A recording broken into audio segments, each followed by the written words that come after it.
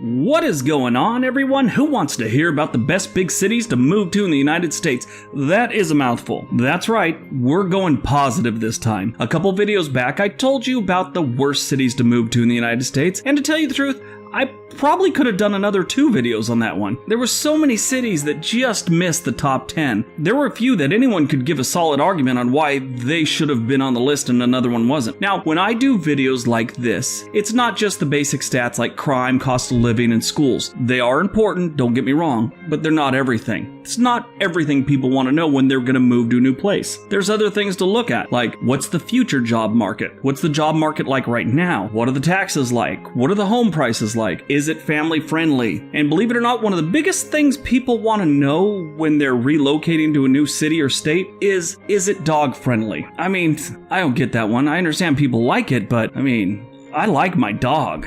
But he's not going to stop me from moving someplace. I don't care how anyone else feels about my dog. It's weird. Anyway, livability is how we're ranking this one, and that factors in all those things. And some more. So why don't we take a look at it? Here's my top 10 best big cities to move to in the United States. Number 10, Madison, Wisconsin. Madison is big in healthcare, information technology, and manufacturing industries. Madison has seen a steady flow of new residents over the past decade, and it shows no signs of slowing down. This Wisconsin city is welcoming these transplants and new businesses. Developers are building a bunch of those like townhomes that have the ground floor will be like a coffee place or a restaurant. A lot of those are popping up around Madison.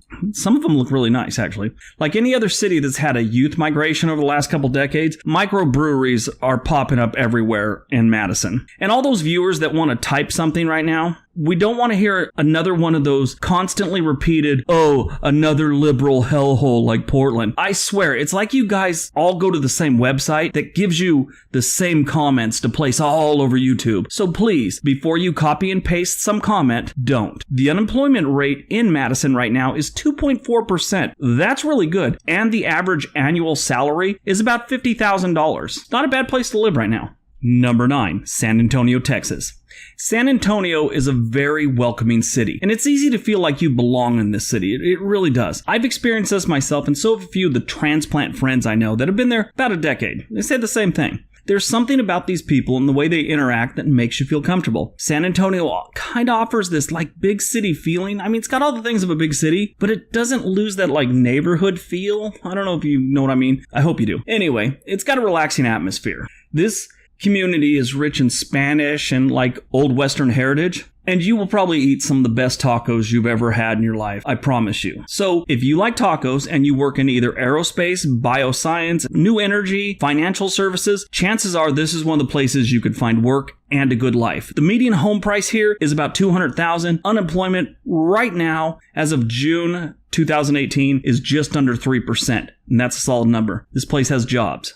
Number 8. Minneapolis, St. Paul, Minnesota. The geographic location and climate of the Twin Cities plays a big role in the culture and the mental well-being of the people in this area of the country. In the winters, residents take advantage of the changing seasons. Locals enjoy winters. And with that, the hockey, the fishing, and cross-country skiing type things. How could you not enjoy that? The summer and spring months in Minneapolis, St. Paul are loaded with outdoor music festivals, going to the lake, swimming, normal fishing without the ice. It's a good time. The Twin Cities and Minnesota as a whole are well known as a great place to raise a family. If you're a family and you like cold weather and don't mind serious heating bills a third of the year, this is the place for you. And they have solid schools. They just do. Minnesota St. Paul has a 17-to-1 teacher-student ratio. That's a great ratio. It's one reason I left Southern California. My son's freshman year of high school, it was a 63-to-1 ratio. 63 kids to 1 teacher. That's nuts. And the average annual salary in Minneapolis, St. Paul is about $56,000. They don't have a crazy cost of living, so it works out pretty good. Number 7, Des Moines, Iowa. The capital of this flyover state isn't really a place people normally dream about moving to, but Des Moines is a great place to live and raise a family. Many families are making their way out to the suburbs where new housing developments are replacing cornfields. Iowa has a lot of corn. Well, at least they used to. They're getting more houses than corn now. Actually, forget that. They got plenty of corn. Probably too much. Crime has been creeping up the last couple years, but it's still well below the national average. And this is normally not a good thing, but if you're a 911 operator in Iowa, this is a good thing. Because normally you're falling asleep at work because it's so boring. It gets boring sending cops the same typical call. 1112, 1112, 1112, 1112 all day, which of course is police code for dead or loose livestock. The unemployment rate in Iowa is 2.8%, which is well below the national average. And if you're sitting in Des Moines right now and you're about to tell us how you can't find a job, well, with that low a number, I gotta say, it's you, dude. Maybe if you step away from the Xbox, you might be able to move out of your parents' basement by age 40. Number 6. Grand Rapids, Michigan. Grand Rapids is almost the exact opposite of Detroit, meaning it's in relatively good shape and people are actually moving there. Midwest friendliness is alive and well in Grand Rapids, which, despite being the second largest metro in Michigan, it's still keeps that, small town vibe. Walk down almost any residential street in Grand Rapids and people like working on their lawn, watering their lawn, will actually wave to you, say hi, maybe even have a conversation with you. If you're from New York or New Jersey, you might be thinking, what the hell is wrong with the people in Grand Rapids? The answer is nothing. That is the way it's supposed to be. You don't understand that New York and New Jersey because, someone walks down your street and you're watering the lawn, you'll probably give them the finger. But no, they're nice in Michigan. Economic stability, low unemployment, good schools, low crime. Sure, it gets really, really cold, but at least you get to tell your friends you live near a place named Kalamazoo. I am sorry, but that just sounds ridiculous. Kalamazoo. If you're not from that area, I'm sure if you're from that area, it sounds perfectly normal. If you're not, it's weird.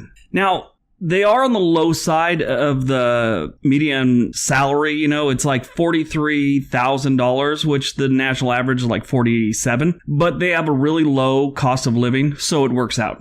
Number 5, Fayetteville, Arkansas. Yes, that's right. You heard me right. I said Arkansas.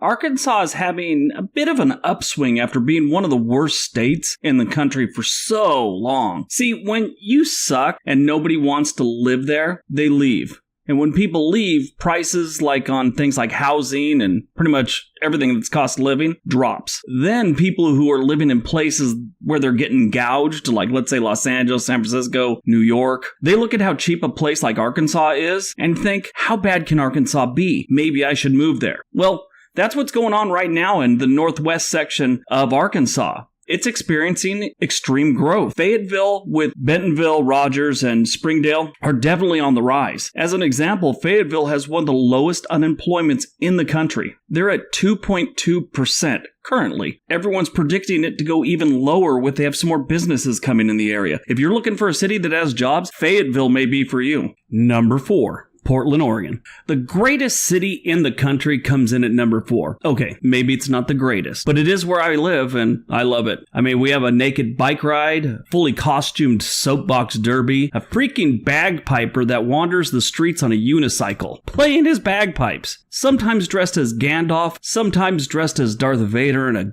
kilt, and on top of that, we have voodoo donuts. If you have a wild or weird side, head to Portland, Oregon. That weirdness is still here. The hipsters may have gone, but the weirdness is still alive and well in Portland, Oregon. In Portland, Oregon, there's always something to do. I've tried to be bored. It's hard. Portland's violent crime is about 1/3 the nation's average for a city our size. The unemployment rate is about 1% lower than the national average, and we have nature. We have more nature than anyone needs. Everything is green, sure it rains, but it's worth it when you see all the nature. Number 3, Denver, Colorado. Denver's another city very similar to Portland. It's had a migration of young people, it's got nature, and it's got things to do. The Mile High City has been one of the most moved to cities in the country over the last decade. Most people would probably agree that this is the type of place that gets in your blood. Most people I know that have ever moved to Denver or Colorado in general never leave. I also see the same thing happen here in Portland, Oregon in general too. Denver is good for both families and young people, maybe the types that are just out of college. this is a good place for you to be. They have plenty of work in newer industries too, including the cannabis industry that's completely taken off since the residents voted it in 2012. There's plenty of work there too, apparently. Denver's unemployment was amazing at 2.3% in 2017. Now, it's been creeping up a little bit in 2018, but it's still lower than the national average, well below the national average. Number 2. Colorado Springs, Colorado. Staying in the Centennial State and not too far south of Denver, you have Colorado Springs. Side note, the reason it's called the Centennial State is because it was admitted into the Union on our centennial. So 1776 is when we became a nation. They came in 1876. Moving on. They share a lot of the same pluses that Denver does. And they also have 2 major military installations, one in the north, the Air Force Academy, and one in the south, the Army's Fort Carson. Side note, that was one of my favorite duty stations, and I miss that place. I made some good friends and had some good times. Probably did more voluntary camping while I was at Fort Carson than I've done in the subsequent 20 years since. In case you don't know what voluntary camping is, that's when you go camping as a civilian for fun. Involuntary camping is when the Army makes you go to the woods and make you live there, and they call it training. Anyway, there's a stat called College Readiness Index. Colorado Springs has one of the best I've ever seen. Most of the decent cities have something like a 6 or a 7. This is on a 1 to 10 chart. Colorado Springs has an 8. I haven't seen many 8s since I've been doing all these. Anyway, they have a 1 to 16 teacher-student number, which is solid, and they have a 3% unemployment rate, which is trending downwards right now. Colorado Springs is one of the best places to live in this country. And number 1, Austin, Texas. On the shores of the Colorado River, you have Austin, Texas. And before you do, stop typing. There are 2 Colorado rivers. The Texas one is much smaller. Google it. We'll wait.